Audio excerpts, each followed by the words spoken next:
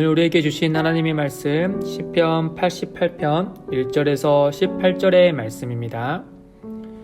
여호와 내 구원의 하나님이여, 내가 주야로 주 앞에서 부르짖었사오니 나의 기도가 주 앞에 이르게 하시며 나의 부르짖음에 주의 귀를 기울여 주소서.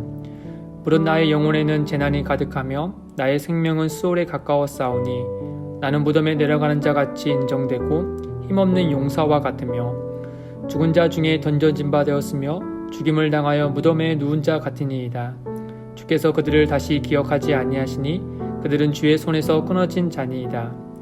주께서 나를 깊은 웅덩이와 어둡고 음침한 곳에 두셨사오며 주의 노가 나를 심히 누르시고 주의 모든 파도가 나를 괴롭게 하셨나이다. 주께서 내가 아는 자를 내게서 멀리 떠나게 하시고 나를 그들에게 가증한 것이 되게 하셨사오니 나는 갇혀서 나갈 수 없게 되었나이다.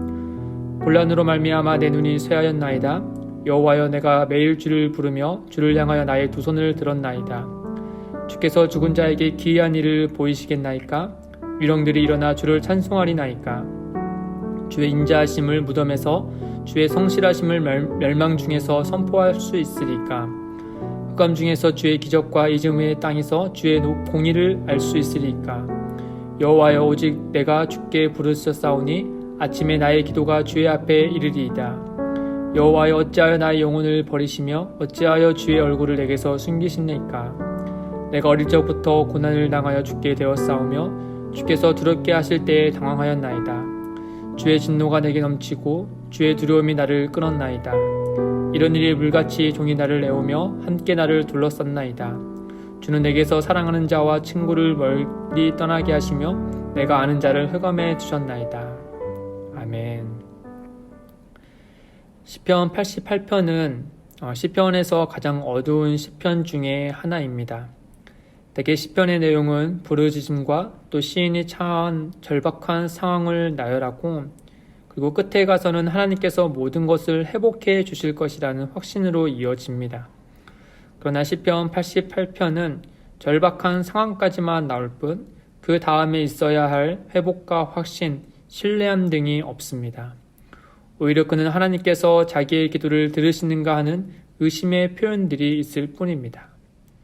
먼저 1절과 2절 말씀을 보시면, 여호와 내 구원의 하나님이여, 내가 주야로 주 앞에서 부르짖었사오니 나의 기도가 주 앞에 이르게 하시며 나의 부르짖음에 주의 귀를 기울여 주셔서. 시인은 반낮 가리지 않고 구원의 하나님께 기도합니다. 1절과 2절뿐만 아니라 9절에서도 여호와여, 내가 매일 주를 부르며 주를 향하여 나의 두 손을 들었나이다. 또 13절에도 여호와여, 오직 내가 주께 부르짖었사오니 아침에 나의 기도가 주의 앞에 이르리이다 라고 고백합니다. 시인이 이렇게 밤낮 가리지 않고 하나님께 간절히 기도할 수 있는 이유는 시인이 처한 상황이 매우 절박했기 때문입니다. 그가 처한 상황이 오랜 기간이 지났는지 또는 이러한 어려움이 잦았는지는 알 수 없지만 15절에 보면 내가 어릴 적부터 고난을 당하여 죽게 되었사오며 라고 고백합니다. 그가 어릴 적부터 고난 속에 처했던 것 같지요. 구체적으로 그가 처한 고난이 무엇인지 알 수 없지만 그 고난이 매우 심각하고 시인이 처한 상황이 매우 절박했다는 것은 그가 자주 표현하는 죽음이란 이미지를 생각하며 짐작할 수 있습니다. 3절에 재난이 가득하며 나의 생명은 수월에 가까웠고, 4절에 나는 무덤에 내려가는 자 같이 인정되고, 또 5절에 죽은 자 중에 던져진 바 되었으며 죽임을 당하여 무덤에 누운 자 같으니이다 라고 이렇게 고백합니다. 이러한 죽음을 코앞에 둔 채 절망 속에 처한 시인은 하나님께 구원을 바라며 밤낮 가리지 않고 간절히 기도했으나, 마치 우편함에 편지가 먼지 속에 수북히 쌓여 있는 것처럼 시인이 볼 때 하나님은 자기의 기도를 들여다보지 않으신 것처럼 느껴졌을 겁니다. 간절한 기도가 하나님 앞에 도달하기를 원하지만 그렇지 못했다는 것을 자신이 이런 변하지 않는 상황으로 짐작할 수 있는 것이죠. 그러자 시인은 자기에게 임박한 죽음의 고난에 대해 하나님께 일종의 불평 또는 하나님 탓을 하기 시작합니다. 6절에 보시면 주께서 나를 깊은 웅덩이와 어둡고 음침한 곳에 두셨습니다. 7절에도 주의 노가 나를 심히 누르시고 주의 모든 파도가 나를 괴롭게 하셨나이다. 8절에도 주께서 내가 아는 자를 내게서 멀리 떠나게 하시고 나를 그들에게 가증한 것이 되게 하셨사오니 라고 고백합니다. 시편 88편을 쭉 보시면 시인은 어디에도 자기의 죄를 고백하거나 죄 때문에 자신이 이러한 고난을 겪게 됐다고 말하지 않습니다. 그가 봤을 때 자기에게 닥친 이 고난이 어떤 특정한 죄 때문이 아니라는 것을 하나님 앞에 진실할 수 있기 때문에 이와 같이 일종의 하나님 탓을 할 수 있었던 것이죠. 더군다나 시인은 밤낮 가리지 않고 하나님께 기도하는 사람입니다. 시인이 아는 하나님은 두 손을 들어 마음을 다해 기도하는 자의 기도를 외면하시지 않는 분이시죠. 그럼에도 불구하고 하나님께서 자기의 형편을 돌보지 않으시고 침묵하시는 것은 곧 이 모든 것들이 하나님에게서부터 출발한 것이 아닐까 하는 의문이 들었던 것입니다. 이뿐 아니라 하나님께서 자기의 기도를 들었음에도 불구하고 여전히 고난 중에 있다고 하면 이것 또한 하나님의 뜻인가 하는 생각을 했을지도 모릅니다. 그러나 후자처럼 생각하기엔 시인의 상황이 너무 절박했던 것이죠. 또한 하나님의 뜻이 순전히 고난에만 있을까 하는 의문도 들었을 겁니다. 왜냐하면 하나님은 그의 백성들을 향한 생각은 항상 재앙이 아닌 평안이시기 때문입니다. 예레미야 29장 11절에 보시면 여호와의 말씀이니라 너희를 향한 나의 생각을 내가 아나니 평안이요 재앙이 아니니라 너희에게 미래와 희망을 주는 것이니라. 그리하여 시인은 절망 중에 자신이 처한 이유와 또 벗어날 수 있는 답을 찾기 위해 하나님께 질문으로 퍼붓습니다. 10절과 12절에 보시면 주께서 죽은 자에게 기이한 일을 보이시겠나이까? 유령들이 일어나 주를 찬송하리이까? 주의 인자하심을 무덤에서 주의 성실하심을 멸망 중에서 선포할 수 있으리까? 흑암 중에서 주의 기적과 이짐의 땅에서 주의 공의를 알 수 있으리이까?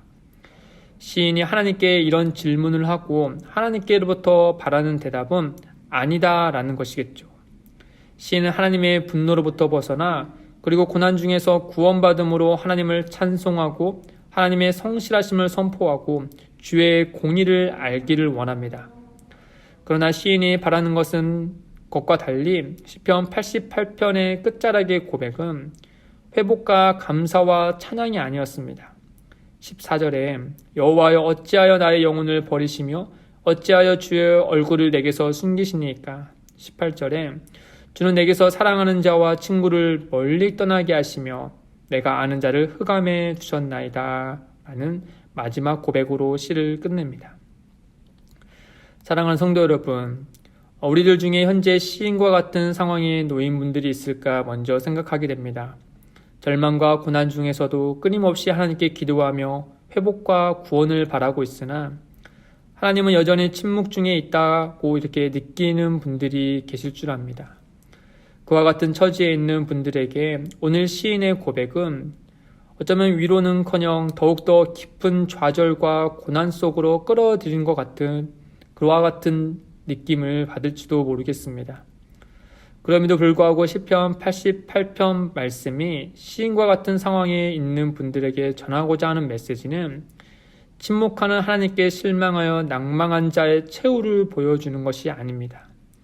오히려 고난의 원인도 알 수 없고 빠져나갈 구멍도 보이지 않는 절박한 상황에 놓인 성도만이 유일하게 할 수 있는 길은 바로 기도라는 것을 우리에게 알려주고자 하는 거죠. 시인은 절박한 상황에 여러 차례 놓였습니다. 그 원인도 알 수 없었죠. 밤새 눈물로 간구하고 기도하고 하나님께 탓하기도 하고 하나님의 진노 아래 놓인 것을 푸념하며 낭망하고 하나님을 찬양할 수 없는 상황에 놓였으나 그럼에도 불구하고 시인은 유일한 희망인 하나님께 기도하는 끈을 놓지 않고 있다는 점을 우리는 발견할 수 있습니다. 예수 그리스도 안에서 하나님을 아버지라 부르는 성도는 어떤 고난과 절망 중에 있거나 또 시인처럼 하나님의 분노와 침묵 중에 있다 하더라도 우리가 할 수 있는 유일한 길은 예수 그리스도의 이름으로 하나님께 기도하는 것 뿐이겠죠. 한 가지 더 위로의 말씀을 덧붙인다면 하나님의 아들이신 예수님도 십자가 위에서 이렇게 외치셨습니다. 마태복음 27장 46절에 크게 소리질러 이르시되 엘리 엘리 라마 사박다니 하시니 이는 곧 나의 하나님 나의 하나님 어찌하여 나를 버리셨나이까 했다 라고 말씀하셨습니다. 아무 죄가 없으신 하나님의 아들께서 죄인인 우리들을 구원하시기 위하여 우리를 대신하여 하나님께로부터 단절되는 저주와 분노를 받으셨습니다.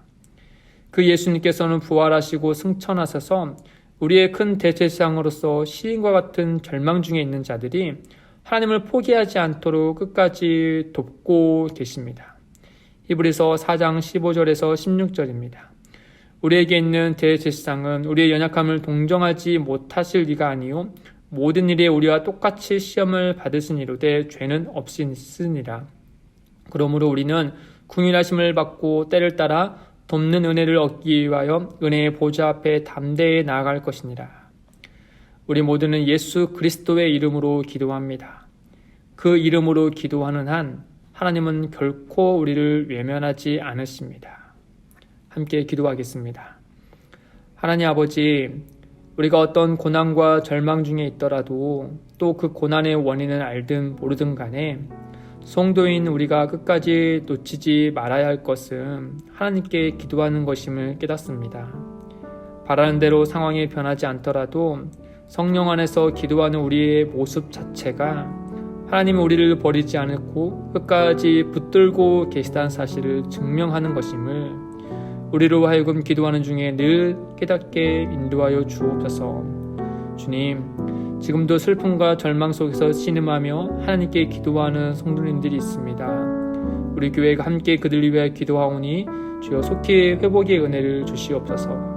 이 모든 말씀 우리 주 예수 그리스도의 이름으로 기도드립니다. 아멘. 오늘도 두 가지의 기도 제목을 두고 함께 기도하겠습니다. 첫째, 어떤 예기치 않는 상황이 우리를 덮칠지라도 하나님께 기도하는 끈을 놓치지 않게 하옵소서. 둘째, 슬픔과 고난에 처한 이들을 위한 중보 기도의 마음을 함께 품고 기도하게 하옵소서. 함께 기도하며 나아가겠습니다.